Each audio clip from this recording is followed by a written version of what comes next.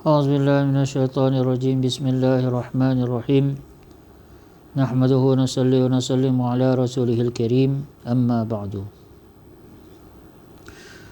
InsyaAllah kita teruskan bacaan daripada kitab Al-Hadis Al-Muntakhabah yang disusun oleh Al-Allamah Syekh Muhammad Yusuf Al-Kandahlawi. Hadis yang seterusnya masih lagi dalam bab solat. An Aisyah radhiyallahu anha qalat sa'altu Rasulullah sallallahu alaihi wasallam an iltifati fi salati qal huwa ikhtilasu yakhtalisuhu syaitanu min salatir rajul rawahu Tirmidzi. Sayyidatina Aisyah radhiyallahu anha berkata, saya telah bertanya kepada Nabi sallallahu alaihi wasallam tentang berpaling ke sana ke sini dalam solat. Maknanya Sayyidatina Aisyah radhiyallahu anha telah tanya Rasulullah berkenaan macam mana satu orang yang dalam solat duk berpaling ke sana ke sini dalam solat. Maka Nabi sallallahu alaihi wasallam menjawab,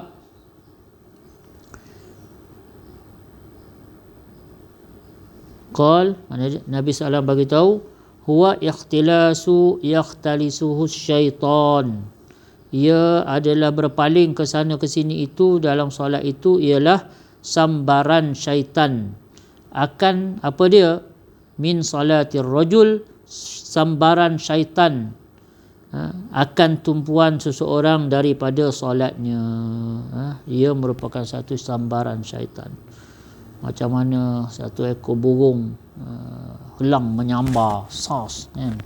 Maka berpaling ke sana ke sini itulah merupakan perkara yang akan rosakkan, yang akan menghilangkan tumpuan kita daripada solat.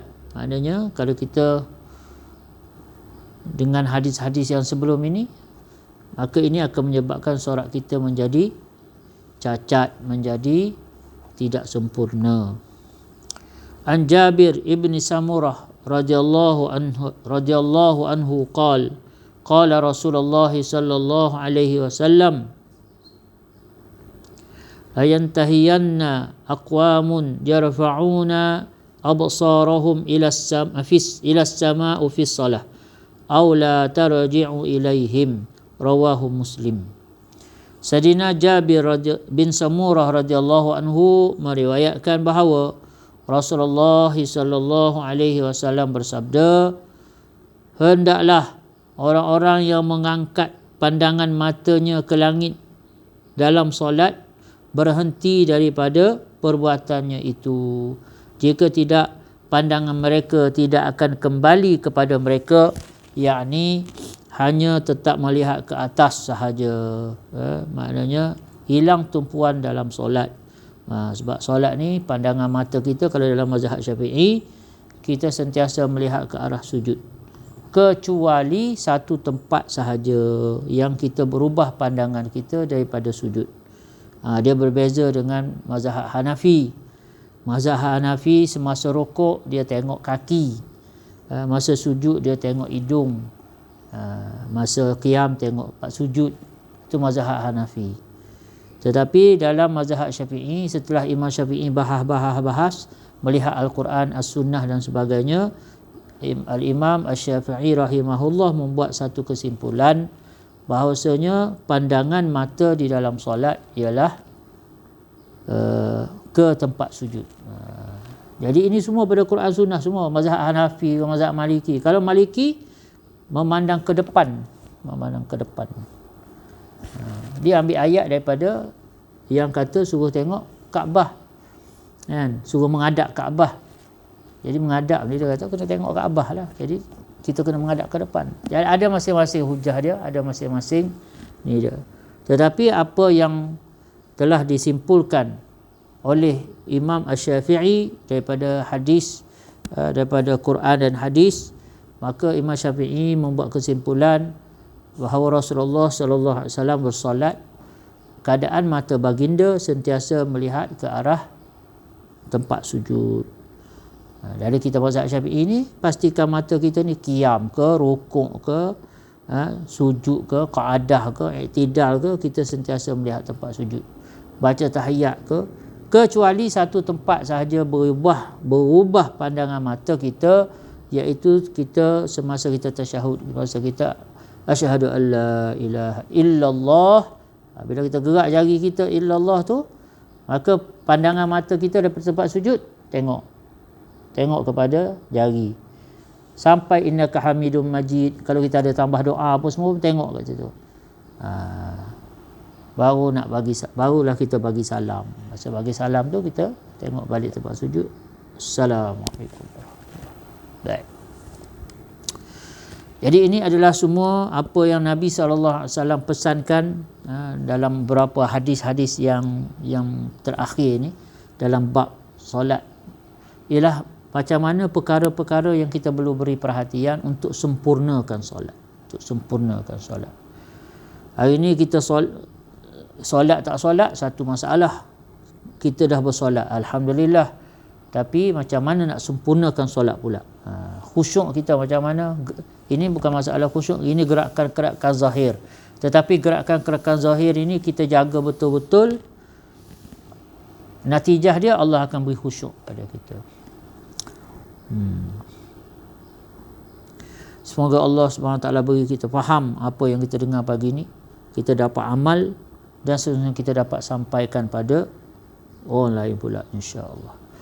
A'udzubillahi minasyaitonirrajim. Bismillahirrahmanirrahim. Alhamdulillahi rabbil alamin, hamdas syakirin wa syukru lahu syukral hamidin. Allahumma salli ala sayyidina Muhammad wa ala alihi wa sahbihi ajma'in.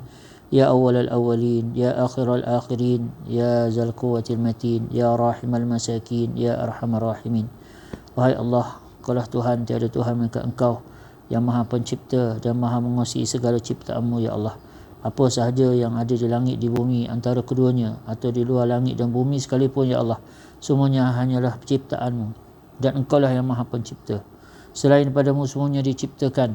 Wahai Allah, dengan segala keagungan-Mu inilah, dengan segala kebesaran inilah, dengan segala kemuliaan-Mu inilah kami mohon padamu, ya Allah, keampunan daripada-Mu, ya Allah. Wahai Allah, berilah kami hidayah, jagalah hati kami, berilah taufik dan hidayah-Mu, panduan dan dorongan-Mu, ya Allah. Semoga kami dapat jalani kehidupan dunia kami, baki-baki hidup kami ini dengan sentiasa mentaati perintah-Mu, cara yang ditunjuk oleh Nabi Muhammad sallallahu alaihi wasallam. Wahai Allah, ya Tuhan kami, berilah kami kefahaman agama sebagaimana kefahaman yang telah didapati oleh para sahabat Nabi sallallahu alaihi wasallam.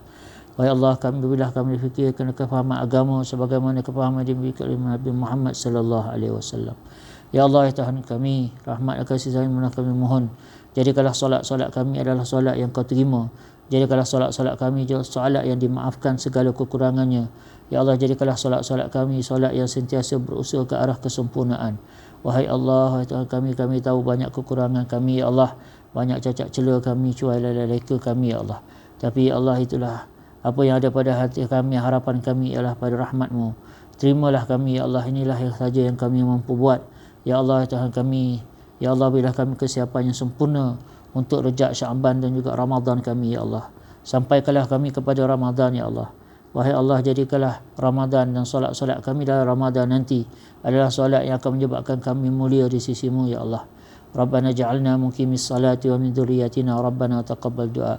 Rabbana ighfir lana wa liwalidina wa lil mu'minina yauma yaqumul hisab. Wa sallallahu ala sayyidina Muhammad wa ala alihi wa sahbihi wasallam. Subhana rabbika rabbil izzati amma yasifun wa salamun alal mursalin walhamdulillah.